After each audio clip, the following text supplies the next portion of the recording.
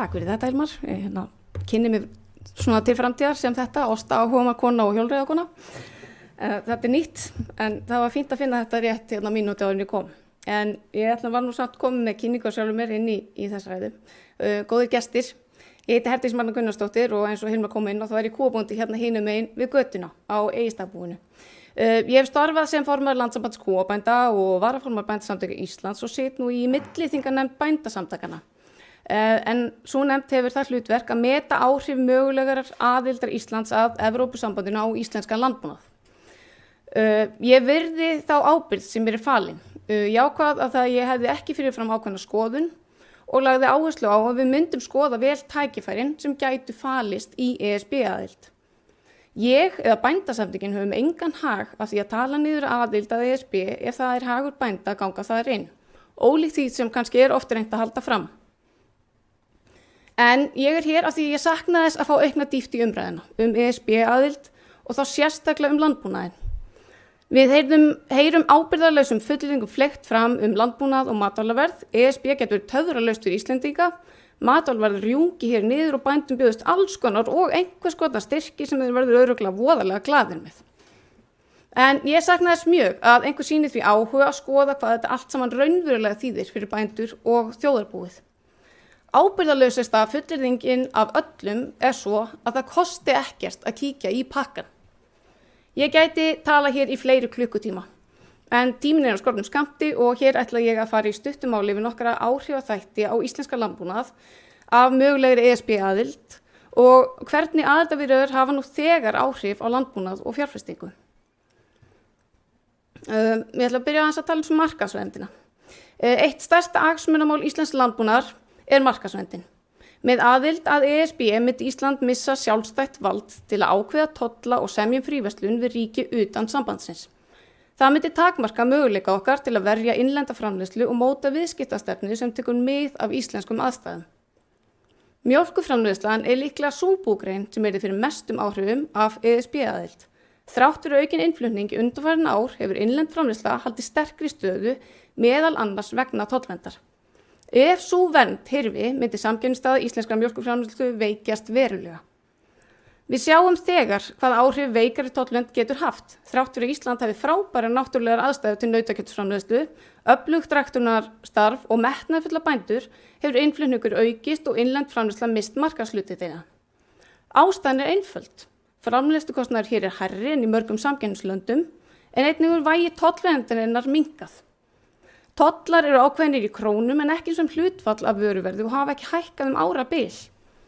En nú svo komið að sífellt meira er flutt inn á kjöti því þrátt fyrir tollana borgar það sig fyrir heildsalana að flytja það inn.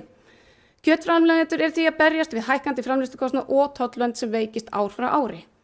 Spurningin er því hvort við viljum að mjólkurframleiðslan fari sömu leið. Það vil ég ekki. Þótt ESB-aðild gæti leitt til einhverjar lækkunar á matvælaverði bendir fátt til þess að áhrifin yrðu mikil. Matarkáran vegur aðeins 15% af útgjöldum heimila og meirihluti innfluttra matvæla er nú þegar tollfrjáls. Reynslan frá Finnlandi sýnir einnig að afnám tollverndar skilaði fyrst og fremst lægra afurðaverði til bænda en mun minni lækkun á verði til neytenda.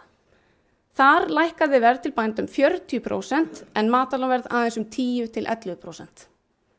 Þess vegna til ég að markaðsvernd skipti sköpum fyrir viðkvæmar búgreinar, afnám hennar myndi líklega fyrst og fremst veikja rekstrargrundvöll bænda en skila neytendum mun minni ávinning og oft er haldið fram.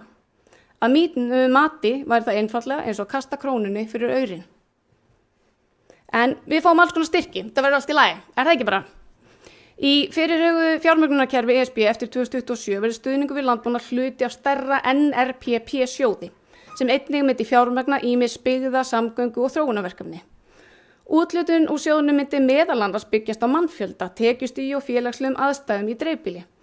Þar sem Ísland er eitt tekjuhæsta ríki Evrópu er ólíklegt að landið nýti sambærilegra stuðnings og tekjulægri aðildarríkja.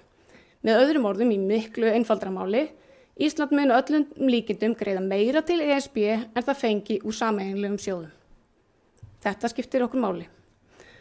Samgöngur eru okkur austfinningum mikilvægar og talað hefur verið að inngöngu í ESB verði hér hægt að fara í umfangsmiklar aðgerðir í samgöngumálum. Samheldnissjóður ESB sem fjármagnað hefur mörg stór samgöngu og innviðaverkefni í Evrópu bundin við ríki sem eru undir ákveðnum tekjuviðmiðum. Ísland langt yfir slíkum viðmiðum og myndi því ekki eiga rétt á sjálfkrafa stuðningi úr sjóðnum. Því alls kostar ólíklegt að ESB aðild myndi leiða til umfangsmikilla styrkja til að vegagerða eða annarra stóra innviðaframkvæmda hér á landi. Svo það óvissan. Óvissa eitt af versta sem getur hent landbúnað. Fjárfestingar í búrekstri eru stórar og til langs tíma. Fjósum, vélum, landi og bústofni og því þurfa bændur að geta treyst því að rekstrarumhverfið sé stöðugt. Í dag ríkir þegar óvissa framtíð búvörusamninga og ef aðildarviðræður við ESB hæfist myndi aukin óvissa líklega vara í mörg ár. Slík óvissa dregur úr vilja bænda til að fjárfesta sem er bein áhrif á framleiðni, tæknivæðingu, nýliðun og samkeppnishæfni greinarinnar. En landbúnaður á Íslandi stendur fyrir mikilli endurnýjunarþörf. Fjárfesting er lykillinn að aukinni framleiðni og raunverulegri lækkun matvælaverðs. Þess vegna er aðildarviðræður ekki hlutlaust millibilsástand. Þær hafa kælandi áhrif á fjárfestingar og draga þar með úr þróun samkeppnishæfni íslensks landbúnaðar til lengri tíma. Þegar við tökum ákvörðun Evrópusambandið, eigum við ekki aðeins að spyrja hvað mjólkin og osturinn gæti kostað á morgun. Við eigum líka að spyrja hvers konar landi við viljum búa í til lengri tíma. Viljum við áfram hafa öflugan landbúnað allt land? Fæðuöryggi, heilbrigði og einstaka búfjárstofna? Eða erum við tilbúin til að setja þessa hagsmuni í hættu fyrir ávinningin sem er bæði óvissa og í öllum líkindum minni en margir halda? Ég er ekki á móti Evrópu og ég er ekki á móti alþjóðlegu samstarfi.